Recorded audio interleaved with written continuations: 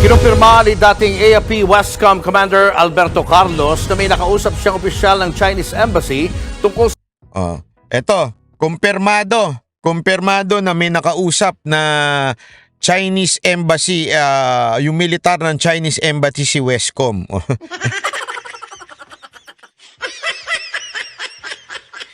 Diyan pa lang, 'di ba? Diyan pa lang meron na hong katotohanan yung paulit-ulit nilang dinideny na kesyo. 'Di ba? Naalala nyo si Gibo, deny nung una. Sabi ni Gibo, wala, hindi totoo 'yan. Walang ganyang naganap na pag-uusap. 'Di ba? Deny sila ng deny eh. Ay nako. Pero ngayon, inamin niya na talagang nag-usap sila. Pero yung laman ng pag-uusap nila, hindi diniscuss sa Senate, sa executive session.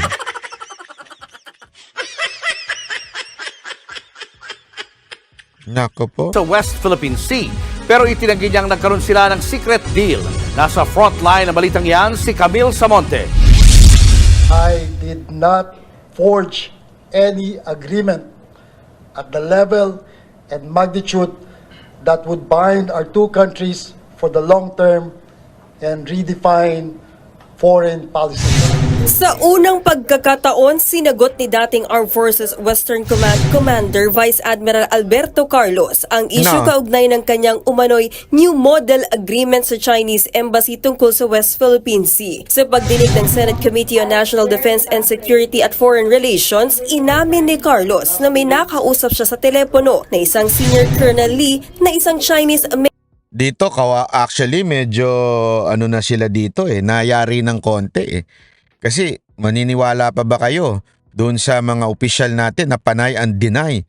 Hindi totoo yan. Walang usapang nangyari. Walang ganyan-ganyan, di ba? Pansinin nyo, deny sila ng deny nun. Wala. Di totoo yan. Katarantaduhan yan. Sabay meron. Hindi, pansinin nyo, biglang meron.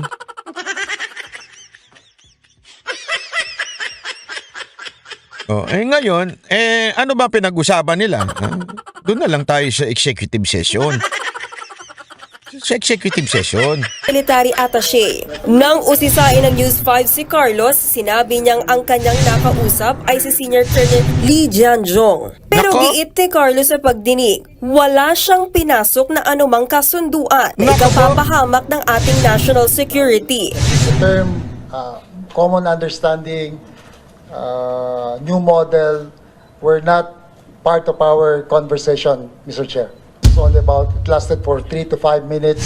Ayon kay Carlos, pinag-usapan nila kung paano mababawasan ang tensyon sa West Philippine Sea. Pero hindi na niya idinetalye ang pag-uusap at tatalakayin na lang daw ito sa isang Ano daw ang kanilang pinag-usapan para mabawasan ng tensyon sa West Philippine Sea?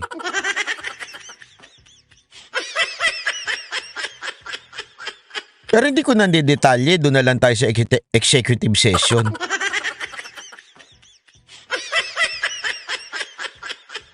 So sa madaling salita, meron pala talaga kayong usapan. Ayaw nyo lang pangalan ng gentleman's agreement, ayaw nyo lang pangalan ng new model para mas pasinungalingan yung China, pero meron pala talaga, nag-usap pala talaga kayo. Naintindihan nyo yung ibig sabihin? Nag-usap talaga sila about West Philippine Sea. Hindi pa pwedeng i-deny yun. Inamin mo na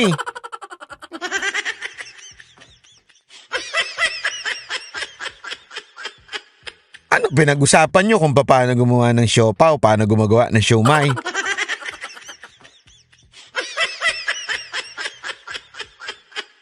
Ayaw nila ng label, boss. Naku, dami kong alam na ganyan.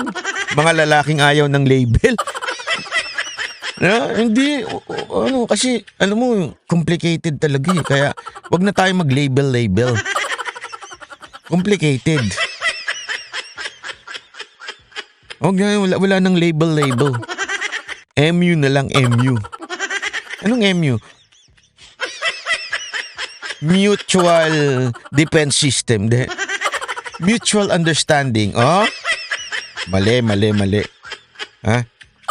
Ano ibig sabihin ng MU? Oo. Ngayon, ganyan yung mga lalaki sa mga babae, di ba? MU na lang. Huwag na tayong label. Delicate sa mga label na yan eh. Sabihin ng MU, malanding usapan. Mali!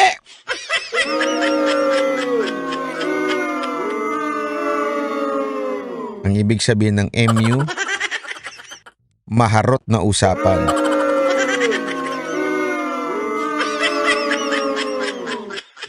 So dito, ayaw nilang sabihin na new models agreement, pero may usapan sila kung papaano magiging mapayapa ang ugnayan sa West Philippine Sea. Tangina, wala lang label. Ay, nako, tinatarantado nyo mga Pilipino. Kayo mga dyan, tinatarantado nyo. Hindi ko sinisisi baka akala ninyo inaano ko si Carlos. Hindi. Siyempre hindi siya pwedeng magsalita, di ba? Hindi siya pwedeng magsalita ng tapos. Delicate so. Pero, gano'n na yun. Ibig sabihin, inutos sa kanya, kaya nga executive session di ba? Kaya nga executive session, yun na lang sasabihin. Executive session. Particularly during our rotation and resupply mission in Ayungin Shoal.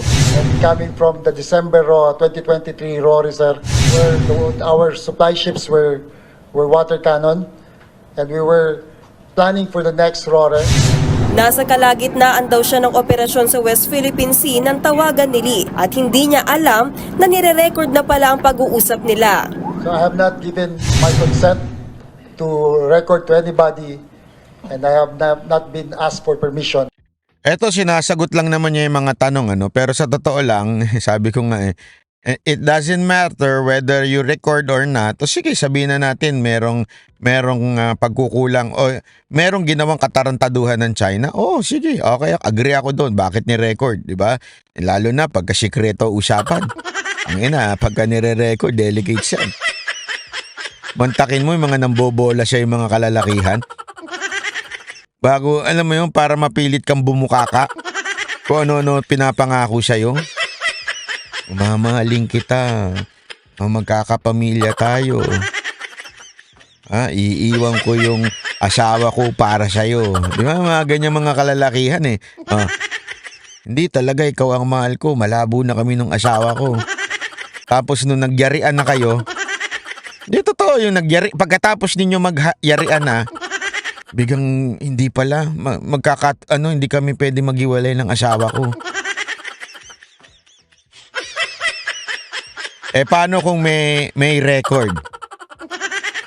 Delicates ka, di ba? Kaya nga, alam mo, kaya sa mga kababaihan dito, yan ang payo ko sa inyo, Sa mga kababaihan na andi dito, yan ang payo ko sa inyo. Kung gusto ninyo na na hindi kayo lokohin ng mga kalalakihan, pag nagbobolahan kayo, lalong-lalo na pag tigas na yon, i-record nyo. Kasi ang lalaking, hindi ito, sikreto ito, Hindi ka nagloloko dito. Ang lalaking talagang galit na. Lahat sasabihin yan. Totoo. Uy, hindi ho ito bastos. Ito, binibigyan ko kayong sikreto mga kababaihan. Kayo mga kababaihan, binibigyan ko kayong sikreto. Pagka medyo napansin nyo, uy, parang may gumagalaw na ahas dun Ready nyo na kagad cellphone nyo, record nyo, pack record Kahit yung boses lang. I-record nyo, tapos ilapag ninyo, tapos nag-usapan kayo. Lahat yan, ipapangako nyan. Tapos, tapos na, di ba? Siyempre, medyo kakabig na ng konti yan. Kakabig na ng konti yan. Pagkabig niyan, sorry, may record ako. Sabi mo, hihiwalay mo asawa mo, animal ka. Gusto mo i-play ko ito sa asawa mo? Tinuturo ako kayo ng sikreto. Tas gusto mo ipadala ko doon sa asawa mo, ganun. Sabi, galit ulit si Wambol, sabi niya, wala namang bistuhan, Brad. Hindi, alam mo bakit ko to kinikwento sa inyo? Ganyan na nangyari dito. Oh, nataranta sila nung may recording. Iba-iba na kwento nila. Una, wala. Di ba, pansinin nyo, nataranta sila eh. Una, wala. Bigla may transcript. Ay, puta, meron pala, shit. Sandali, illegal yan, illegal. Ay, ibig sabihin pala ng illegal, ibig sabihin meron talaga nangyari. Sandali, hindi authorized yan. Oh, hindi authorized yan. Oh. So ngayon, ano tong kwentuhan na to? Wala. Oh, di ba? Nataranta sila kasi nalaman may recording tapos meron transcript. Oh, kaya yung mga kababaihan dito, lalo na yung may plano maging kabit, i-record nyo. Sigurado yan. Huli yan. O, pag na-record nyo pa, pwede nyo pang singilin yan. Sabi mo, pananagutan mo to. O, di ba? Ayaw mo pang magballoon, mag-plastic, pananagutan mo to.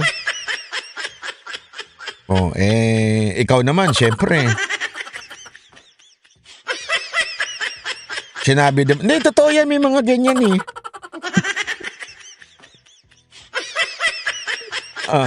May mga ganyan eh, yung mga sabi nila, hindi, pananagutan kita, ganyan-ganyan. Huwag na, hindi masarap pagka merong security guard.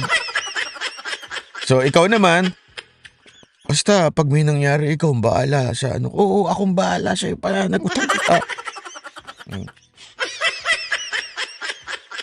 Basta, wag naman siguraduhin mo na, oo, akong bahala, talagang na-record mo na. Oh. Pag hindi mo na-record, pagkatapos nun, pag nagkabunga yan, sasabihin yan, naku, wala, hindi akin yan. Biglang hindi sa'yo. Disgrasya lang yan. Disgrasya, ilang beses mong binomba. Paano naging disgrasya, ilang beses mong binomba? Ay, disgrasya. Ganda. Ay, nang disgrasya yan, araw-araw mong binubomba. Disgrasya. Oh. Hindi, may ganyan di ba? Disgrasya. Oh. Tapos sasabihin mo, hindi akin yan. Gabi-gabi mong binabanatan, hindi sa'yo. Animal ka. Oh. Pero pag may recording kayo, may prueba kayo ngayon. Di ba may prueba kayo ngayon? Hindi mo pananagutan? Ipadala ko to sa asawa mo. Sabi mo pa dito, masarap ako.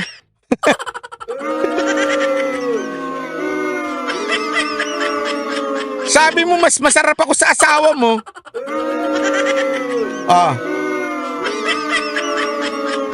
Yari ka ngayon, di corner mo. Yan ang lesson natin dito sa Gentleman's Agreement New Model.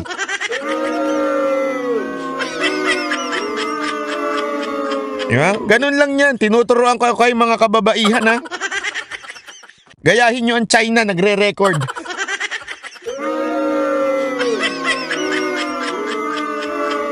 Gayahin nyo ang China.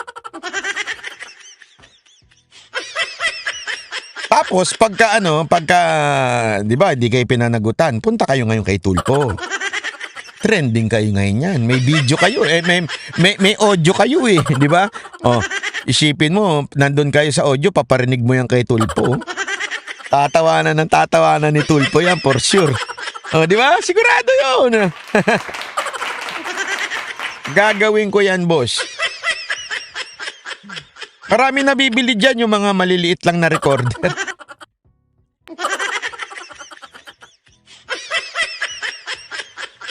Booking na booking itong nangyari dito sa sa new model na to no? To do so, Mr. Chair. Was you surprised when the military attaché called you? Yes, sir. That is not normal in the conduct of our RORE mission. It's always a unilateral action or unilateral decision on our part to conduct the RORE. But for this particular RORE, Sabi nito, believe na ako kung may asawa kang sa ngayon 50-50. Ayoko nga magkaasawa. Delicates. Mamaya pag-usapan natin yan kasi yung divorce law, napasya na. Naku po, patay tayo dyan. told me Matapos ilabas ng Chinese Embassy sa ilang Alam mo yan nga yung inaantay kong tanong bakit ka biglang nawala sa Westcom? Totoo, may tanong kasi dito, anong reason bakit siya natanggal sa Westcom? Yan nga yung inaantay kong tanongin ng mga senador bakit bigla ka nag-retire? Bakit bigla kang nawala? Anyari?